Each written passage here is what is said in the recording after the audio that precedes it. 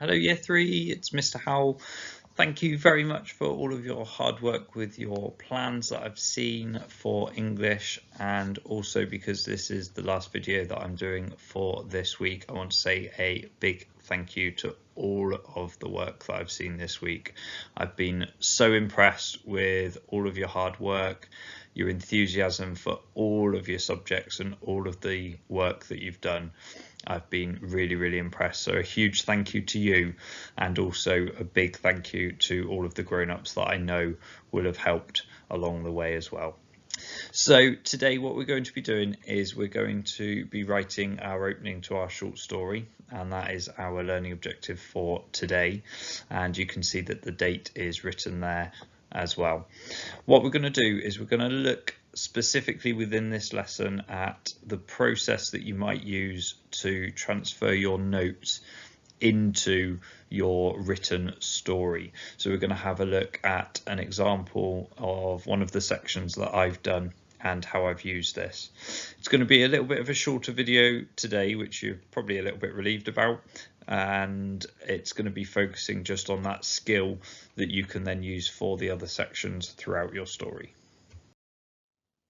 So as I've said, your main task is going to be to write your opening to your story. So we're not looking at writing the whole story. If you haven't yet read up to chapter 5 or listened to chapter 5 in James and the Giant Peach, I would strongly recommend that you go back and listen to the chapters on teams, and that will give you an idea as to the point in which you should get up to in your story, or using your plan it should be those 4 sections up to the point where James is given the magical beans by the old man.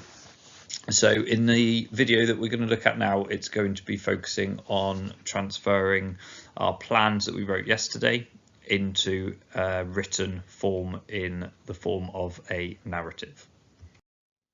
So as I said yesterday, this was my idea that I had at the time, and for this first section I'm still pretty happy with the ideas that I've come up with.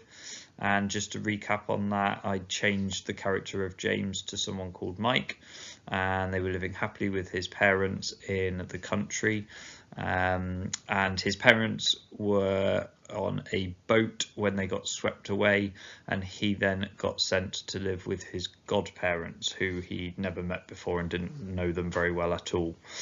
And he felt heartbroken, upset, anxious, confused, and we used a couple of sentence starters to come up with the fact that his suitcase is packed, he started the long journey which lasted a long time. And already just looking through my plan again now, I've noticed that I've used the word long twice, so that's something that I might have changed when you come to see the version that I've written from this plan. And I've used he was wearing his favourite jumper, so he felt a little bit comforted, because remember, we wanted the reader to feel a little bit sorry for James, but also maybe feeling a little bit happy that he had some kind of comfort, some kind of positive part in his life. So this was my plan. This is the ideas that I came up with yesterday and what I thought might work in my story.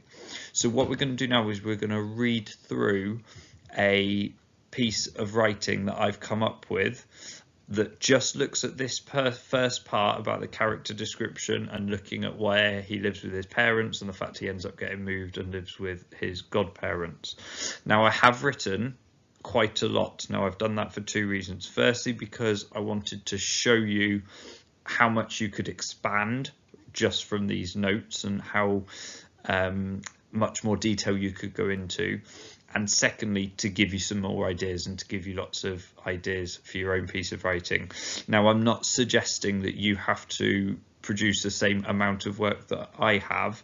However, it's there to help you to get you going. And we're going to have a look at that now. So don't be alarmed by the amount of writing that's on this page and thinking that this is only one section and how much do you have to write. This is just to give you those examples, as I've said. So we're going to read this through together, and then we'll have a look at how I've written this from the plan that I wrote. Mike lived with his parents in the countryside. The nearest town was a 20-minute drive which took in the rolling hills and cascading landscape as they left their ideal home in the middle of nowhere. Mike was 7 years old and lived with his parents, who ran their own business from home. Blissfully ignorant of what was in store for Mike in the coming months, he was happy with his life. Although there was no school in his village, a nearby village which was slightly bigger did. His parents were hard-working, but they always found time to spend with Mike and make sure that he didn't feel lost or forgotten in their hectic world of accounts, meetings and long trips away. Despite this, no one could have predicted the next set of events which took place when they were travelling to the continent by boat for an important business meeting. Mike received the news from his teachers at school, who told him there had been an accident and that his parents were involved. He heard the words, "They cannot be found," and everything else afterwards blurred into a hazy mist. All he remembered is that he was being taken back to his house by a friend's mum, and he was sat watching them pack some of his belongings into a suitcase. Heartbroken, he left his house without really understanding what was happening and got into the waiting car. Confused as to what was happening, it was at least an hour before he started to question where he was going. Godparents, he heard himself think out loud. He didn't know he had any godparents. It was at this point he became anxious and worried about what might be happening. He took comfort in the soft jumper which he was wearing, one of his favourites, hoping that he would wake up and it would all be a horrible nightmare. Unfortunately, there was no such luck for Mike. So what we're going to do now is we're going to have a look at some parts of the text that I've written using the plan. So you can see some different sections here highlighted in some different colours.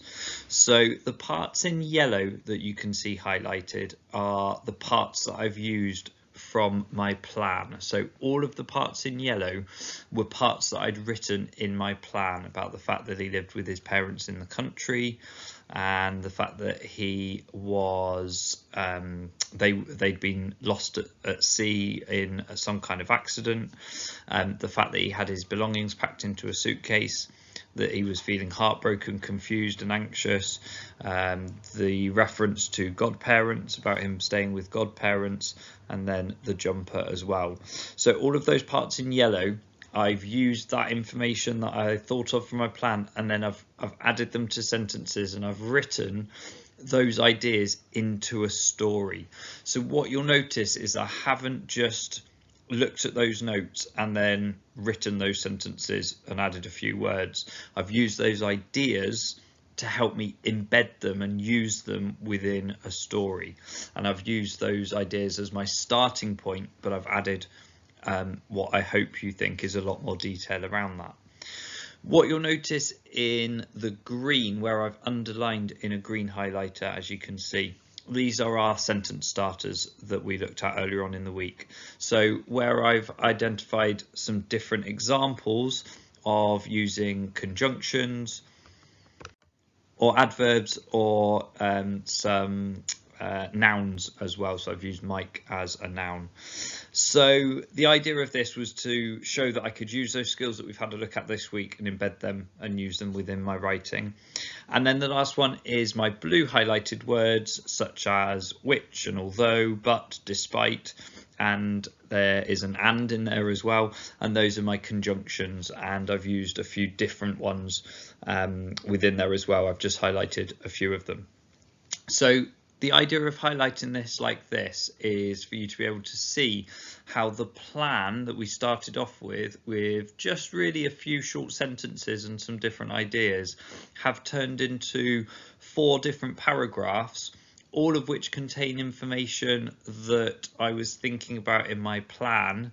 I've added a little bit of extra detail in the second paragraph just to set the scene a little bit, which perhaps wasn't in my plan, but I just wanted to add a little bit more detail to show that Mike wasn't forgotten, that he was loved and that he was looked after. All of those things that I've seen in your PSHE this week that you've mentioned about the importance of family, and I've used that to set the scene a little bit.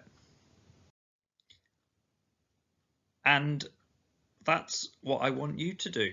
And I hope that that short example is just enough to give you a little bit of an idea as to how you can use your ideas and your plans that you've come up with, which the ones that I've seen have been very, very good. And I can see that you've come up with some great ideas. I want you to use them to help you to expand your writing. You can use some of my ideas to help you if you would like to. That's absolutely fine for you to get started, but I want to see your own ideas, and from the plans that I've seen so far, I've seen your own original ideas, which has been fabulous, so well done. Just Mr. Howell's top tips for this piece of writing is to make sure that you look at your plan and read carefully. One thing that I know we've struggled with, some of us in the past, is we will come up with a fantastic plan, and then when we come to do our writing, we forget that we've written a plan and we don't follow it. So use your plan to help you. Yes, you can change things. Yes, you can add things, and we want you to expand on it and make it better, but don't forget what your plan is. And I think everyone has got an idea as to what they want to write about in their mind, and just use that plan to help you. And take breaks. Obviously, you're in a fortunate position now where we're not making you do it in a certain amount of time. You can write for 15 minutes at a time. Go and get yourself a drink, come and sit back down, go for a walk, and write a little bit more. And you can keep revisiting it throughout the day. And that is part of the reason why we've extended the assignment task deadline ever so slightly. So if you want to do this in shorter bursts, if you want to write it for a little bit longer, then you've got that freedom to do that a little bit as well. And the other top tips are to check your work by reading it out loud. So make sure that you're reading your sentences out loud to make sure they make sense. Try your best. That's absolutely important. I know that you all have been this week, and it doesn't really need saying, but I wanted to mention it. Just try your best and don't worry about it. We know that these are very strange situations that we're in at the minute, and we just want you to try your absolute best. And from what I've seen with all of your work that you've done online so far, I know that that's absolutely what you've been doing. You've all been trying your absolute best, which is fantastic.